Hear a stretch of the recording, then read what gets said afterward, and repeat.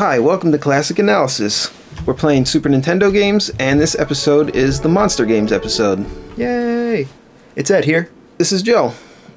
And the first game we've got coming up here is called Demon's Crest. Demon's Crest, you just mentioned this game. Yeah, we were just talking about it on the last episode of Shantae and the Pirate's Curse, but I was saying how I would really like to do an LP of this game after playing it last night. This is the first time I played it was last night, and which is kind of surprising to me because it's the sequel to Gargoyle's Quest 2, which was one of my favorite Nintendo games. And I loved it. And I really want to play more of it. It was released in 1994, and just some other brief history. Firebrand, the main character, he first appeared in Ghosts and Goblins for NES as an enemy, and then he got his own spin-off series. I love that. For Game Boy, the first one was for Game Boy, called Gargoyle's Quest. The second one was for NES, Gargoyle's Quest 2, which was the one that I played the most. And then this is Demon's Crest. We actually played Gargoyle's Quest 2 on the show. Yeah, a while ago. If you want to see Gargoyle's Quest 2, check out the NES Monster Games episode. Yeah. Was this like a kind of flew under the radar, or am I just... No, it was pretty well known. I mean, the game, I don't think it was like a major blockbuster title, but if you know games, you know that this exists. Okay. So it has a really cool intro. Also, the title screen is pretty awesome too. Yeah. The way that the logo kind of falls away there. Yeah, I did like that. Wow. So if you can do something like that in your game where even the title screen looks awesome, like Gunstar Heroes did that. This did something interesting with the title screen. I think that adds a little bit to the game. Yeah. So I like the storytelling, how they open up the game. They just show the dragon behind there, and you know you're probably going to have to fight him. It's kind of foreboding, and then you immediately wind up fighting him. I skipped a little bit of the video here because this fight actually is a little bit confusing, which kind of sucks because the game is pretty awesome overall, but the first fight is kind of hard to figure out. What you have to do is you have to get close to him to get him to lower his head. Oh, like that? Yeah. Yeah. And then you have to attack his head. And then you have to attack his head. So Yeah. I skipped ahead here a little bit. That's a little bit awkward, like the first fight. You Yeah. can't just stand back and then fire. It's supposed to be like an introduction, sort of. Right. Huh. Well, at least he dies quickly. That's a really cool... That kind of reminds me of like a Castlevania design almost. Yeah, the whole game really, it looks a lot like Castlevania 4, Super Castlevania 4. Yeah, yeah. Except the graphics in this are better, in my opinion. I mean, Capcom, they're masters at doing 2D graphics, and they had mastered it by this point. I mean, it was 94 when this came out. I love the backgrounds here. And the colors in this are better than Super Castlevania 4, in my opinion. They're a little bit more vibrant. And like you can see some atmospheric perspective a little bit here with the trees and everything. Right. So right away, you have to fight that dragon to get through here, and it gives you basically what's the heart piece of this game. So you get an extra hit point when you grab that thing. So it shows you what those do and that you're going to probably get those from enemies. So they're just teaching you that mechanic. There's another mechanic in the game, which you can see how he's smashing these statues here, which I think is unnecessary. It's fine. It doesn't really take anything away from the game, but they could have just had those statues be smashable with a normal attack. There's not really any purpose to have the character interact with the background like that. Yeah. You'll see coming up they use that mechanic in a little bit. They use that mechanic again in a little bit, but I think they could have done the same thing, just kept the design simple. They could have kept the design simpler by leaving that out and just having your attacks break the statues. Yeah. That's an interesting choice. So is this just a 2D platformer all the way throughout, I guess? Kinda like no, actually, there's a lot of there's different types of gameplay in this one, which we'll talk about when we get to those parts. Okay. Doesn't look as hard as Ghosts and Goblins as well. No, at least not anything that I played last night, which is another reason why I wanted to play it. It's not too frustrating. So you can see this big statue, you have to bite it to activate it. Of course. But this one it doesn't give you like a drop. It turns into a monster. Of course. So this is kind of another boss here. There wasn't really any storyline. Am I wrong about that?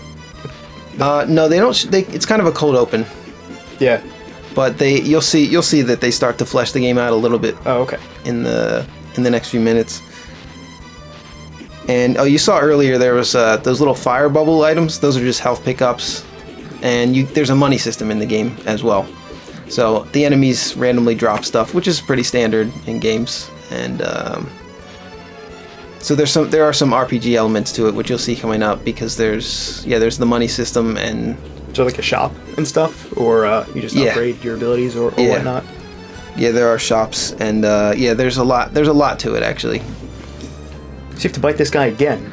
Yeah, he turns back into a statue. You have to bite him again. They really wanted to use that mechanic, I think. They love biting. It's kind of goofy. It's kind of pointless, in my opinion. Yeah, it is pretty pointless. Hey, you're in the middle of a boss battle, but go ahead and stop everything and bite this guy.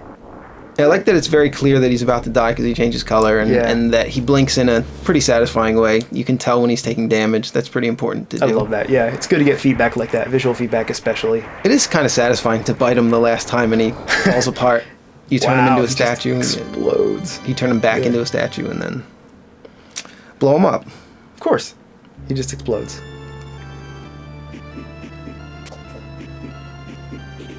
Oh, another thing that's really cool about this game is that the flying meter is infinite. There's no flying meter in this game. Oh, cool. Like there was in Gargoyle's Quest 2. Anytime that you can... It feels limiting in Gargoyle's Quest 2 that you have a limited amount of flying. So anytime you can make the player feel more powerful, you should do it. So the game's balanced for that too. So it's a little bit harder. There'll be spots where you have to fly for longer or fly farther than in the other games. So it's just balanced for that. That's cool though, but the player still feels powerful. Yeah. Like I got the same feeling out of playing some of the Kirby games, you get to fly forever. And that feels great. It's so few games offer that kind of controlling experience, which is really nice. Yeah, I think it's better to make the player feel powerful. Yeah. And these pots here are really annoying to get because you have to get on the same level with them. So you can't just stand over them and grab them or use your bite attack to get them. Your bite the background thing. Nothing gets them except for like flying in an awkward position. So I think those pots could have been placed a little bit better. But back to the flying. Anytime you can make... It's better to make the player feel powerful and balance the game to be a little bit more difficult than to limit the player and make the game a little bit easier. Yeah, that doesn't really work out for either party in that case.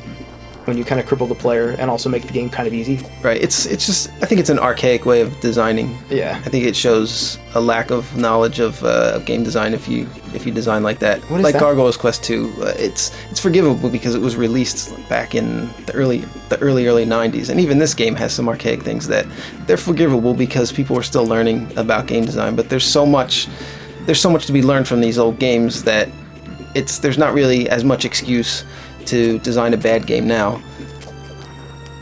because we've discovered so many great things about design. Anyway, sorry, you were saying something. I was saying about those green things on the wall. Do those hurt you? This one does. Oh. This is another thing that's very confusing. Yeah. I don't know why those... You would think that those would be like a secret that you would... They look like something that's about to crumble. You land on it so that it breaks open and you're hoping to get like some kind of a power-up or something useful. Yeah, like right there. Yeah, right there. But I don't know how to get through here. I think you have to get another item or a transformation to get through there, which you'll see the transformation coming up. Because you can see the treasure is right there, right? Right. Yeah, that's a good foreboding. That's a good foreshadowing to show that you can get that later. So it has a little bit of some Metroidvania elements, I suppose you might say. So can you freely travel then? Or somewhat? Yeah. There is a world map, but it's a cold open, like I said. So you go in just straight into an action sequence, which I think is a really good way to open a game, rather than showing a story and making. You're not even sure if you're going to like the gameplay of the game yet, and you're just watching a story that could be 5-10 minutes long. So I like how they did this. So this is just the intro still of the game. Yeah, this cold open kind of reminded me of Symphony of the Night. That did a very similar thing. Which was nice, right? Because you get started on the action right away. Yeah, which it shows you, and it also is telling the story at the same time, which is pretty awesome. This doesn't exactly do that. So this boss, basically, I sped it up a little bit just to get through it because it's pretty long. But I think it's forgivable that it's long because it gives you a good amount of practice. He's not too hard, and it gives you a good amount of practice with how you can dodge and how you can float and fight at the same time. And just getting used to the mechanics of the game. Just the flying mechanics. Does it control well while you're flying? Yeah, you just stop in place. You jump, you press the jump button, and then you press the jump button again to stop, and now you're just hovering at that level, and you can just move back and forth like you would on the ground. Oh, okay. And so you can't gain height once you're up in the ground, but you can drop down and hover at a lower level, then drop down, hover at a lower level infinitely. Okay. So you just if you keep tapping A, you'll just slowly go down, I guess. But So it's not quite like Kirby. You can't just get infinite height. Which no, I guess you can't get is a thing. infinite height. Yeah. It's jumping, and it's more of a hovering mechanic than a Yeah. flying mechanic. So here's the world map. Whoa. So this was released after the Final Fantasy games, so you can clearly tell they copied this from yeah, but from some of the Final Fantasy games. I'm impressed. I had no idea this even existed. Yeah, it's really the graphics nice. look really good, and you can't walk on the ground. You actually have to dive into the town, which is a little awkward, but you have to like dive into the area you want to. You can see how I was kind of trying to figure that out here. Yeah. It'd be nice if that transformed, like, you know, Final Fantasy VI has the top-down view for the overworld, in addition to the airship view. That'd be nice if you could do that here, but I guess Yeah. not. So you can see there's stores here, but and I didn't have the item or whatever he wanted. So you can see how there's like some kind of quests, some rudimentary fetch quests. They don't have exclamation points over their heads like in modern games. It's not quite as obvious, but here's another guy, another similar thing. You didn't earn to carry. Okay. So it kind of gives you some more goals to keep in mind during the game, some side goals to keep in mind. All those urns on a shelf, and he tells us we didn't earn. Yeah. Could we just buy one from you? It'd be nice. I would like some potions. And after we beat Arma, that boss there, we got a power up, which is sort of like a new ability, like in Mega Man, like getting a new weapon. And it's the Earth ability. You lose your wings, but you're more powerful, and you have a different type of attack. And I think you might be able to bust through some walls. I'm not sure. I think it says something about breaking through Yeah. blocks. So I might have been able to go back and break through those blocks and get that life up, but I didn't think to do that then. Oh. So if you guys know if that's possible to do, let us know if you've played Demon Crest before. But I didn't figure that out.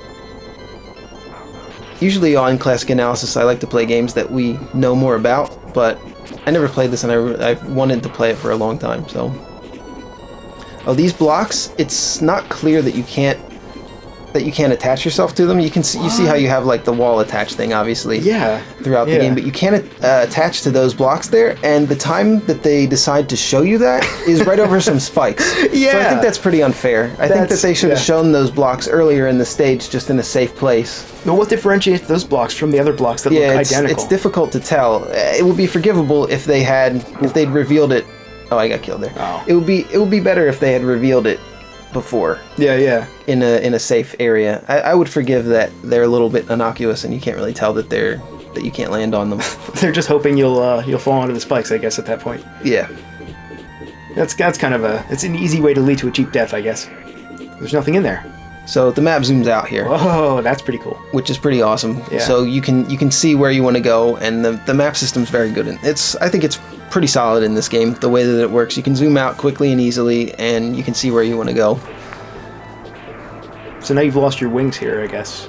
I didn't lose them. I just had switched to This is where I switched. You switch in the menu. I should have probably shown me actually switching, but you press pause and then you just switch to the other ability. It's similar to Mega Man. Okay, so you're not committed for an entire level if you choose one or the other, right? Right. Okay. Yeah, it's very similar to Mega Man. I was gonna ask if you could swim.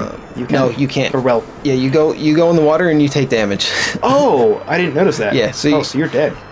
I think it's kind of dumb when you take damage in games for being in water, but he's a fire demon. I guess. So it's sort of forgivable in this game. There's some flavor to it at least. I'm not sure you should be taking DOT damage though when you're in water. Yeah. Maybe just like an air meter was. I think there were air meters around the time, weren't there? Either way, I don't know. It doesn't seem like the best option.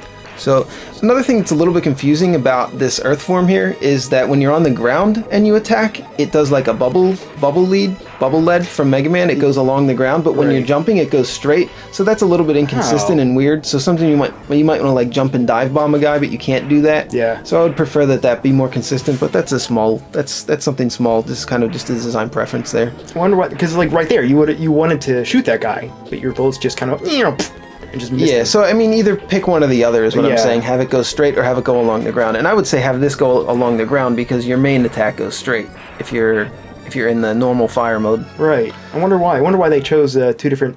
Oh, okay, new game. I Yeah, so just that game has awesome atmosphere. I love it, and That was really I'd like to play more of it. I wish I played that when I was younger. So this is our next monster game. It was released in 1995, and it's called Real Monsters. You know, I think I rented this from Blockbuster once.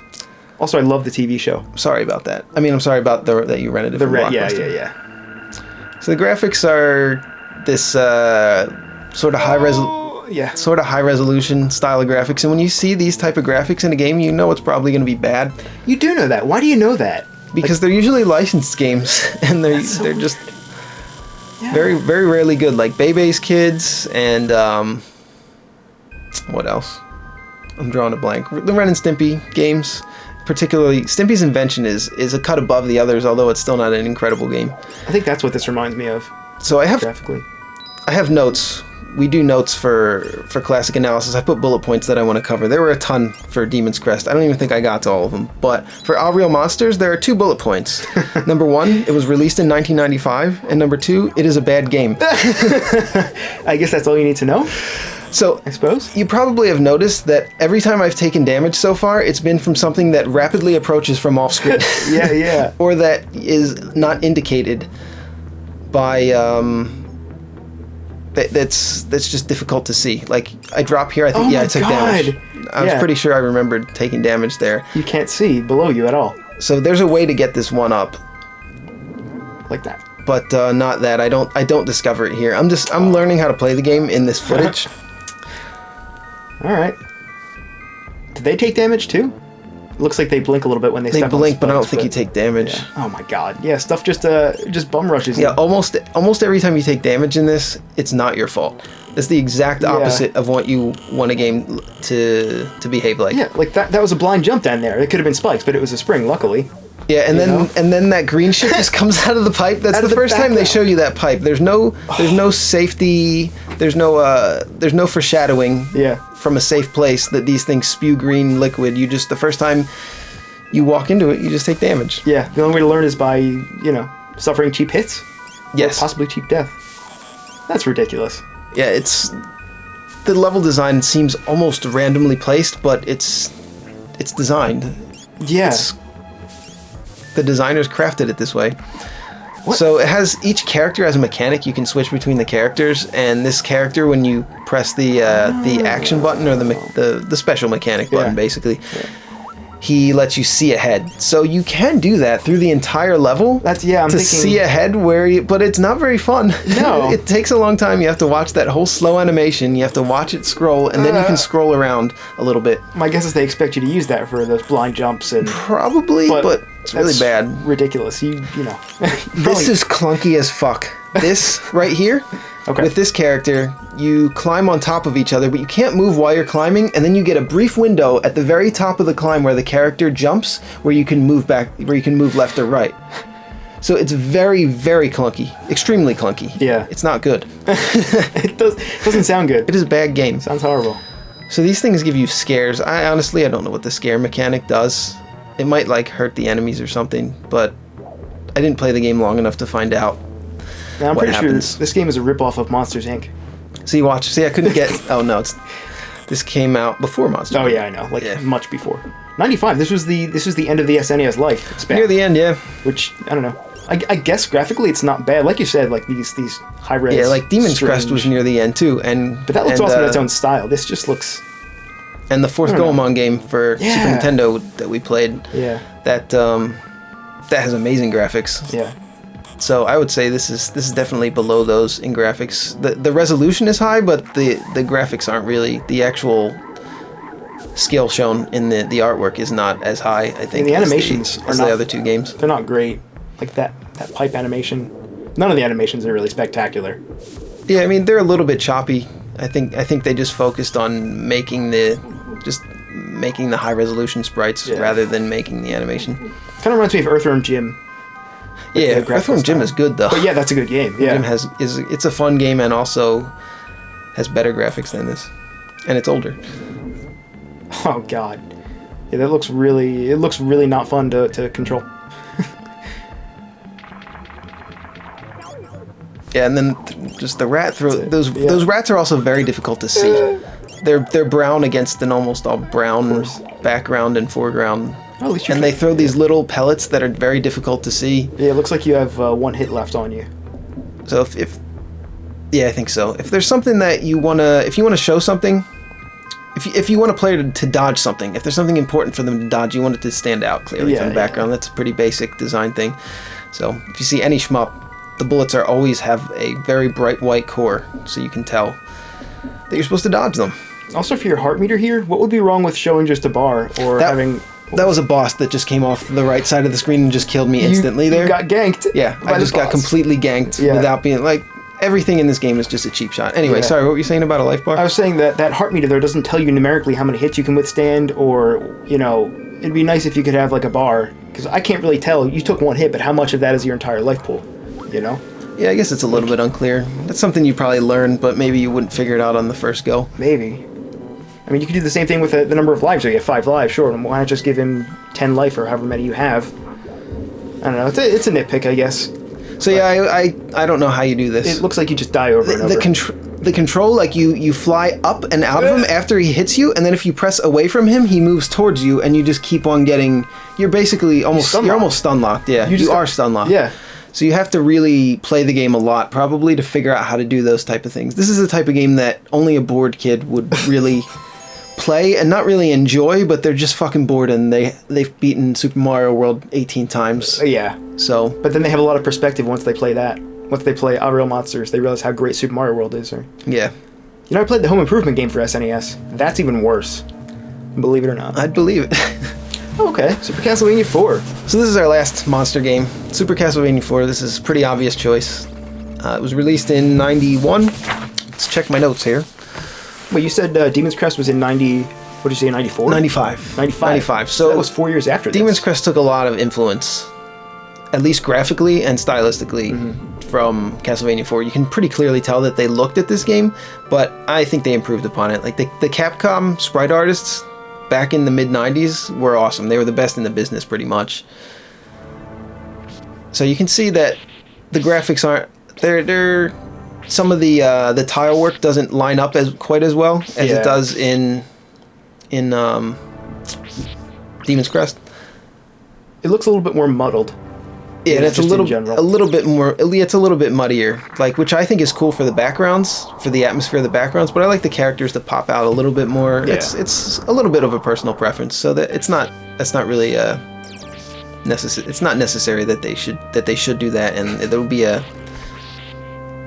It's not guaranteed that it's an improvement. It's not. That wasn't a very articulate way to say that. This is off the cuff. Yeah. With loose notes. I don't know if this is right or not, but I think I heard this. Is this the first Castlevania game to feature that whip move where you can whip around in any direction? Yeah, I'm 90% sure that it is. Yeah, because it's kind of useless in the Metroidvania games, right? Yeah, it's not that useful in this one either, to be honest. Kind of a cool ability though. So, I mean, you've actually played this game, right? Yeah. So I haven't actually played this game really very much at all. Yeah, this is the only game that I've played to any reasonable extent that we did in this episode, but I really wanted to play Demon's Crest, and Real Monsters has monster in the title, so I wanted to see what that was about. And I feel like it's good to show some bad games, too. Oh, yeah. Not just show games that are awesome that we think everybody should play. Sure helps. But yeah, if you haven't played Super Castlevania 4, you should give it a shot. I like that cool two-plane mechanic that they had in the previous area where you go through those doors to go from foreground and background, which they had in like Super Mario World. But I mean, they were just experimenting with that type of mechanic, I think, in a lot of earlier Super Nintendo games. So back in '91, that was pretty awesome. Yeah, like that very rudimentary 3D effect. Yeah, that you could interact with the backgrounds of the game. In almost every game before, I don't think there are any NES games that you can interact with the background like that, where you can go onto the back plane. Can't think of any. Ugh. So it looks like that the Castlevania jumping is still present here. No, actually. Oh, it's not. You have full control. Oh. You have it's not quite as tight. It's not like one-for-one super tight control, but it's way better than the old ones, and it's definitely passable. The control in this game is very good. Good. Maybe I think what I just saw was you getting hit. Actually, is that getting hit? You can't control. Yeah, that's going to be a stun lock. That's what I was looking at. But yeah. Okay, if the jump is fixed, that's a huge improvement already. Yeah, the jumping is very good in this game. It's not quite as tight as something like Symphony of the Night, but it's fine, and the game is balanced for the type of jumping that it is. The design in this game is pretty awesome. So if you're just looking for good level design mechanics, and That's cool. That was totally unnecessary too, because there was a platform under it. yeah, it's just to show that you can do it. Yeah, and if you mess up, you get to fall on that platform below and you don't die. Yeah, it's good game design there. Yeah. Just showing you something in a safe area That's that you cool. can swing on those things, and it gets more difficult as the game goes on. Those appear more and more often. Yeah, similar thing happens in Donkey Kong Country too. There's a lot of those you can swing on. Cool mechanic, I like it. Yeah, well, oh yeah, you notice that you can move while you're ducking. You can kind of do a little crawl, and you can also attack while you're doing that. You can do your special attack and your regular attack while you're doing that. I think more games should do that. It adds a little bit more depth, I think, to the combat in the game. Yeah, You can duck and crawl. Yeah. It gives you, and also attack while you're doing it. Just basically moving while you're ducking. Yeah. I don't really understand why more games don't do that. I don't know. It makes sense. I mean, the more options the player has, the more things you can do in the game to make it fun and challenging. Yeah, you can make the game more difficult. You can balance the game to be more difficult if you can do that. You also notice that you get these new weapons. If you haven't played a Castlevania game before, you get a weapon. Right now we have the holy water. You can see it in that box up at the top, and then you press a separate button to do that special weapon, and it takes your hearts, which is a resource that you get out of the candles, and sometimes that drop from enemies. Like there was a heart just there. So that's just a brief description of how the Castlevania heart and weapon system works, but most of you guys probably already know that. So what I did want to mention though is the way that they place those weapons in these games is pretty awesome. They usually put them right before a spot where you're going to need it, but sometimes it's better to keep the one that you had previously, so there can be multiple options that are going to be good to keep. Like for instance, maybe here the holy water or the axe might have been good, and we had the axe before. So it changes your play experience based on what special weapon you have. Right. So you can try and beat the game in different ways using different weapons. You can kind of have like self-imposed challenges. Well, here I guess, in a way. you get the stopwatch because of these Medusas, because nobody wants to fight those. Right. So you can just freeze them. Right, but I don't think I used it here. I But I would've. do show the stopwatch coming up That's cool. in, it is. in a It's different nice part. choice. Not in this level though. I think it's in another level where I showed it.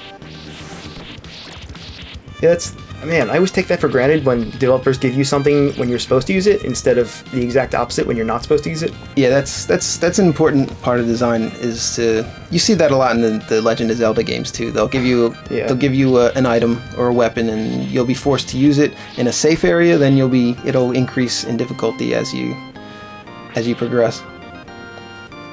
But here it's a little bit different because you don't have to screw around too much with mechanics. It's just a different type of weapon, like a different arc of attack. So here they give you the dagger because the dagger is really awesome for this boss. Where's the weak spot? The animal's head? Yeah, the skeletons? animal's head Okay. first, and then you got to kill the lancer, Oh, okay. which I forgot. You can kind of tell I forgot. I was trying to hit the lancer on the top there. I haven't played this in a while. There you go. Yeah, it looks identical mechanically to the original Castlevania I've played a little bit of, but just more refined. Yeah, the graphics are definitely. I mean, it's for Super Nintendo, so the graphics are definitely going to be better. Yeah, I mean, it's got the same health bars, those weird blocks, you know. Yeah, they took a lot of the same mechanics and tropes from the NES game and really brought it to life. Maybe that's not the right word. They really improved upon it in this. So this is kind of as far as the classic style Castlevania games, this is probably the best one. I like Castlevania Bloodlines a lot, but that still had the crappy jumping. Yeah. But I like that one a lot for the atmosphere. I like the graphics in that more than I like this. And I like the music in that a little bit more than I like this. But this game has awesome music too. There's a lot of green. A lot of green on the screen right now. Yeah. Yeah, that's like I was saying before, like the background, the tile work doesn't quite line up perfectly. Yeah. As it does in later Super Nintendo games, as they learned how to do better sprite art. These trees look a little strange. They look like they're just made up of vertical sections. Yeah. They're just cut out. Yeah, that's kind of what I was talking about. Yeah. It's not bad though. I mean, as far as backgrounds go, it's fine, it's passable. But I think Demon's Crest did a little bit better. Yeah, The nice scrolling parallax. It was 4 years later, though. Yeah, yeah. It's almost like they looked at this game and just said, "We can do this better." Like as far as the graphics go. Yeah. So I like that they show these rolling enemies Yeah. They don't just roll immediately at you. Towards you, yeah. They show you it in a safe spot. Yeah, they give you three of Whereas real monsters just Just throw them from off screen. yeah, they right just at you. run. They just run at you. The first enemy just runs off screen and hits you, or he throws a little pellet thing that you can't see, and you don't understand what you even took damage from. Who would set 6 candles up like that in the corner? Just 6 sets of candles, I'm not really sure. all up in a row. That's really silly. Yeah, it's kind of. It's. I guess that's. I think it looks neat. It's but- very gamey. No, yeah. Yeah, It's definitely. good. Oh, cool. That's one of the. That's in the Metroidvania games. That invisible enemy, I think. Yeah, they reuse Something a like lot that. of the enemies from this game in later games, and Looks- they even reuse some of the sprites. I think, Yeah, too. I was just gonna say it looks like some of the sprites are taken directly from this game. Yeah, Konami and Capcom are not above reusing sprites from old games. No, I mean, see Mega Man 2, Mega Man 3. Yeah, You know, where they reused bosses. Yeah, that too. God, those birds. Kind of reminds me of Ninja Gaiden birds a little bit.